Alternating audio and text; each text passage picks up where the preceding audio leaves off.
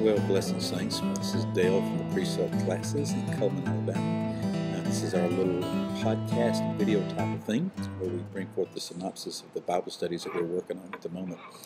We are just beginning part 2 of the study of the book of Revelation.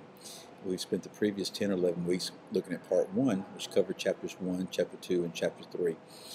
In this week's lesson of lesson 1, Revelation part 2, we basically did a review of the previous course and started a, shall we say, a rough overview of the balance of the book of Revelation. Chapter 1, chapter 2, and chapter 3 of Revelation, we found out some things. John, the apostle, had received the revelation from God. It came from God to Jesus, to an angel, to John, and he wrote it down for the churches and for the bondservants. And we found out that the Lord told him, he said, I want you to write about the things that you've seen, the things which are, and the things which are to take place. So, chapters 1, he wrote about a vision that he had of the Lord Jesus Christ. Chapter 2 and chapter 3, he wrote a message to each one of the 7 churches. And so if you haven't reviewed those, I would encourage you to go back and check out Revelation Part 1. In about an hour and a half time, you can do the entire course via these video podcasts. Now, chapters 4 through chapter 11 this week is what we did in our homework. And like I said, we just did a very basic overview of everything, marking some keywords, just looking to see what's going on. Quite often when you examine Revelation, you'll get sidetracked by the details because there's just some really amazing things that you see going on, some weird things, weird creatures and stuff like that. And so what we do in these studies is we just take it step by step by step. I've actually told the classes we're sort of doing the Sergeant Friday approach, just the facts, ma'am, just the facts. And so I would encourage you to read over and over and over these passages. And so what I'm going to do today is just give us a very, very quick outline of what we've seen to this point. In chapter 4, when you read that, you look at it, you find out that there's worship going on in heaven at the throne of God. So you see a picture of the Father there, and you see all the worship that's taking place around him. In chapter 5, you see the Lamb that is determined to be worthy to break the seals. There is a scroll that we see, and the scroll has been sealed up. It has these 7 seals on it, and we're going to find out that that's very, very important, because when those seals are broken, things happen. That's what you see when you read Revelation. So chapter 6 is the actual breaking of the first 6 seals. And when each seal is broken, certain things happen. I would just encourage you to go back and read that to see what occurs. We don't have time for it within this format, but you'll see that certain things happen. Chapter 7, we see that there's 144,000 people of Israel, 12,000 from each tribe, which are sealed.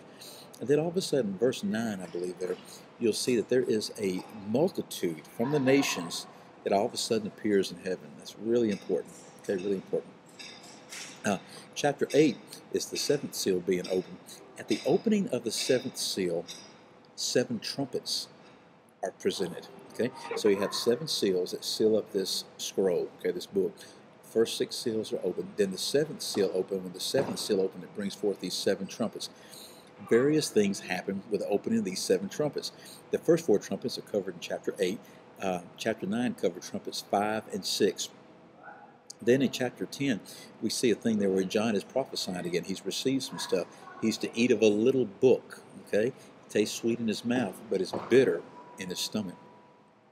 And he hears some things. He hears some 7 peals of thunder, and he starts to write down what is said in that. And the voice tells him, no, don't write that down. Some just really interesting things that occur. And then in the 11th chapter, we see that there's 2 witnesses right here that God uses to testify to the world about some things. And you see what happened to them. The world really hated them. The world winds up killing these 2 witnesses, leave them laying in the street for 3 days while all the cameras of CNN and Fox News covers it. The world is so excited that they send presents to one another because of what has happened. But then 3 days later, you see that these 2 are brought forth from the dead, resurrected from the dead. And also in chapter 11, you see that the 7th trumpet is blown.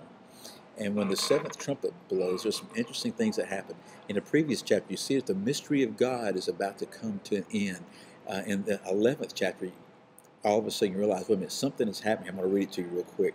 You see that the temple is opened in heaven, that the Ark of the Covenant is all of a sudden appearing in heaven. There's some interesting things related to all that right there also. And so I would encourage you to go back and read chapters 1 through chapter 11 several times in the upcoming week. Just really meditate upon it. Just immerse yourself in the Word and say, Lord, what is it that you want me to see from here? Understand that you're not going to understand everything that is happening, okay, initially. But I believe that by the time everything is said and done, that we're going to have far more insight than perhaps you could believe. And then next week, we're going to do the balance of the chapters. By the time we get done with this particular course, I believe we will have read all the way through Revelation. Well, part 2, we will have read through Revelation 3 times, I think, maybe 4 times. And so may the Lord just give you insight, may He give you revelation, may He give you wisdom as we press into His Word. I'll see you next week. Goodbye.